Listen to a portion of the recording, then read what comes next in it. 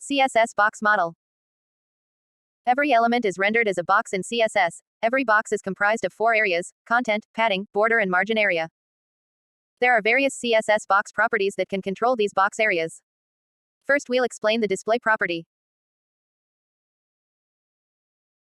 Remember when we explained block and inline elements in HTML? We explained that block elements begins at the current line. The display property is used to control these functionalities. Elements like H1, P are rendered as block boxes. One of the values the display property can have is block. This means it's a block box. In block boxes, the width is 100%. It obeys all box model properties like padding, width, height, border. And it always begins at a new line. This is the default value for elements like H1, H2, H3, P. Another possible value is inline.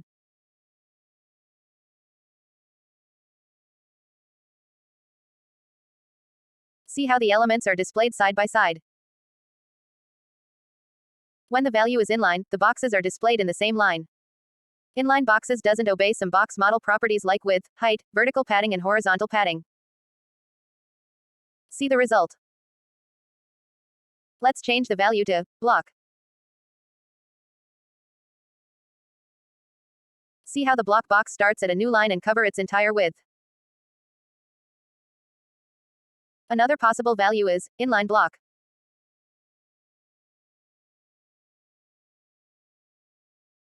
Inline block boxes doesn't begin in a new line, but they obey all box model properties. Let's use a different element.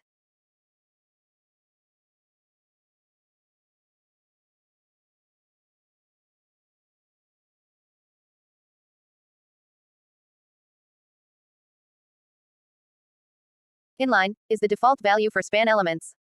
Let's give it a background color of red.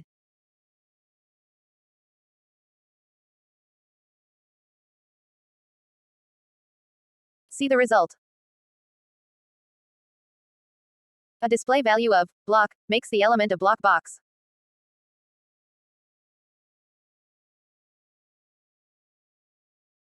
See the result. If the display has a value of none, the element won't be displayed. Let's change the display to inline block.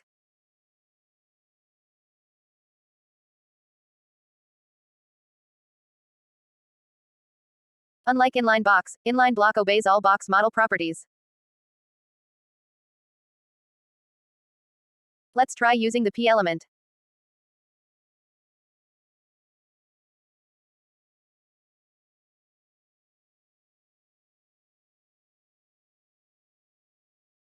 P element is a block box by default. The width property controls the width of the element's content.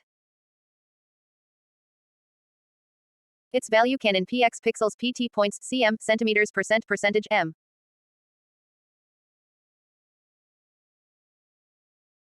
See the result. Let's try point pt. See the result. Let's change the width to 70%. See the result. The height property controls the height of an element's content.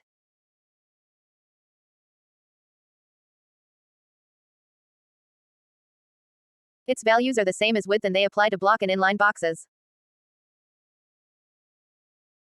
Let's change the height to 50 pt. Reload the browser. Let's try 500 pt.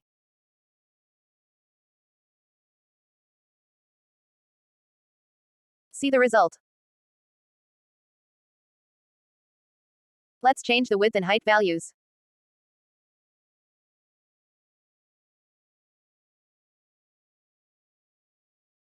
Reload the browser. The padding property controls the element's padding. A single value changes the padding at all 4 sides. The padding surrounds the content area. Padding left property is for adding left paddings only. See the result. Padding top property is for adding top paddings only. See the result. Padding right is for adding right paddings only. See the result. Padding bottom property is for bottom paddings only. See the result. Padding property JS, a shorthand for setting padding top, padding right, padding bottom and padding left together. See the result. If it has two values, the first sets the padding top and padding bottom while the second sets the padding left and padding right. See the result. Let's increase the left and right padding. See the result. If it has three values, it sets the top first, right and left second, and bottom third padding. See the result. If it has four values, it sets the top, right, bottom and left padding. See the result. Let's change the background color.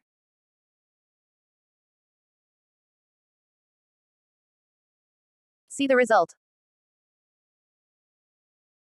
Padding works for inline boxes, but it might produce weird results. See the result. Let's change it to block box. See the result. Width and height properties doesn't work on inline boxes.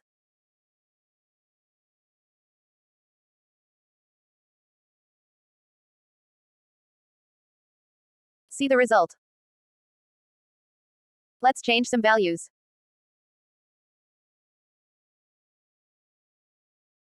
Let's add more P element. See the result. Width and height and padding works on inline block box. See the result.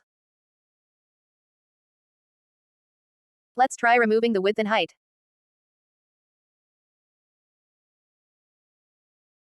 See the result. Let's change the display to block.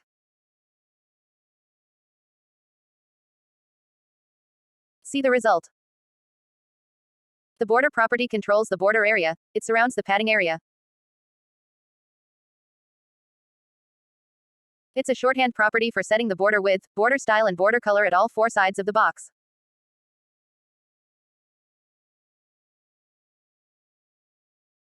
Its value can set the width, style and color of the border at once.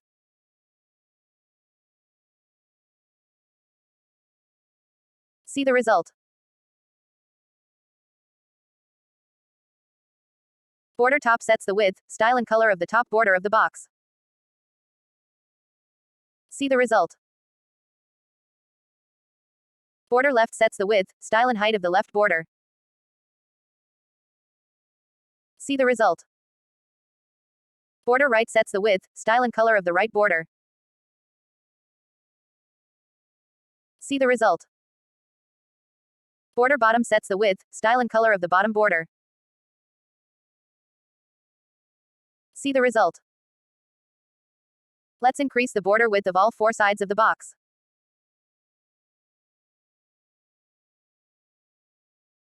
See the result.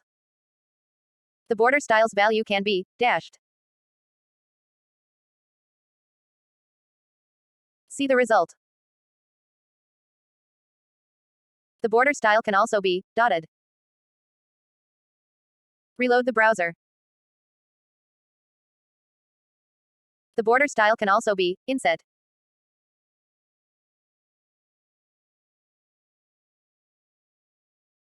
The border looks like it was carved in. The border style can also be outset.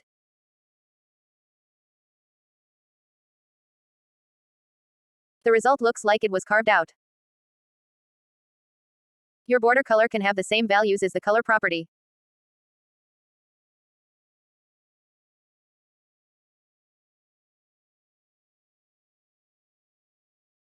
See the result. Let's try the RGB function.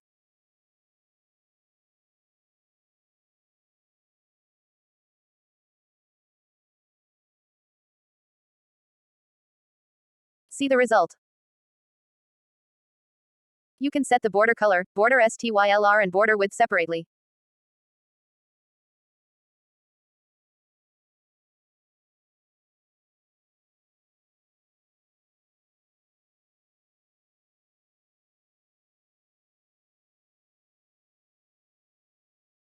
See the result. You can set the border color of the top side of the box.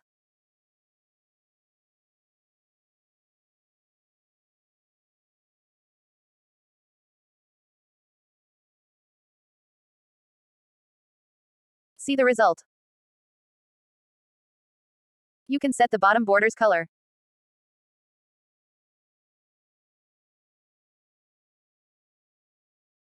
See the result. You can set the left and right border's color.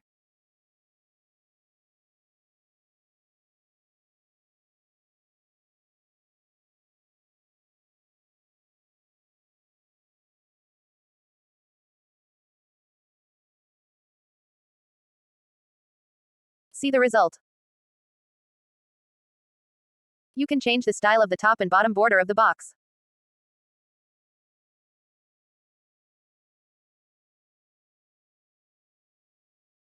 See the result.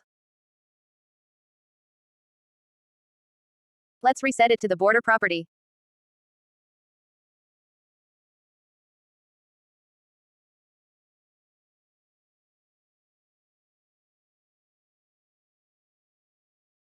See the result.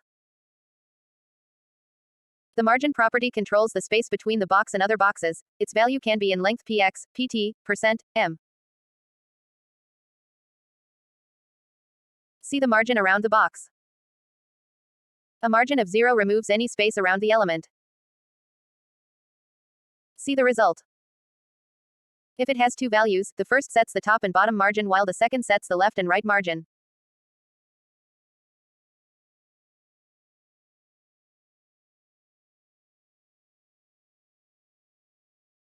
See the result.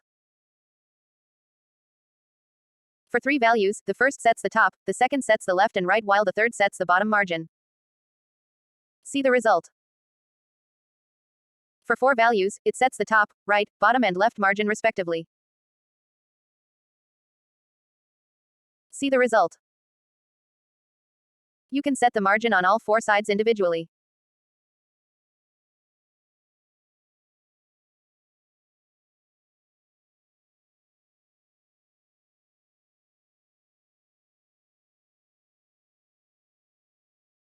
See the result. Let's change the display to inline.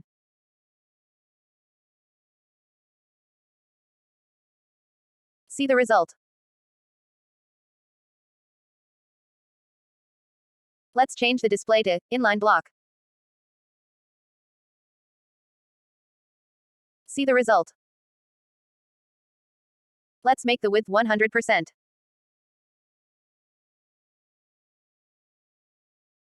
The total horizontal area of the box is 100% plus 220 px for left-right padding, border and margin. The box sizing resizes the total width of the box so it doesn't overflow in case the total width, border, padding, surpasses 100%. A value of border box ensures the total width is recomputed so that it doesn't go beyond 100%. The box must be either block or inline block box.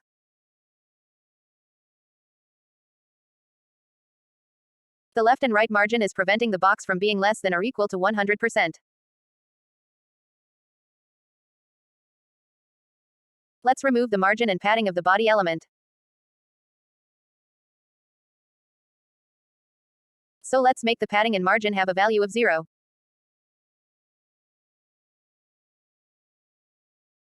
Most people add the box sizing property to the body element so that they won't set it everything it's needed.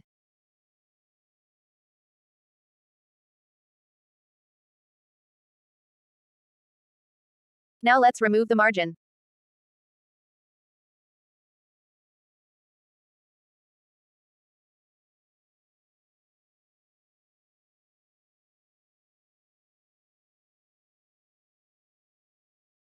The total width had been recomputed so that it doesn't surpass 100%.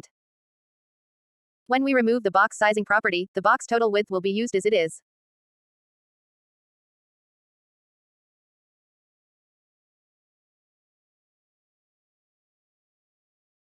See the result.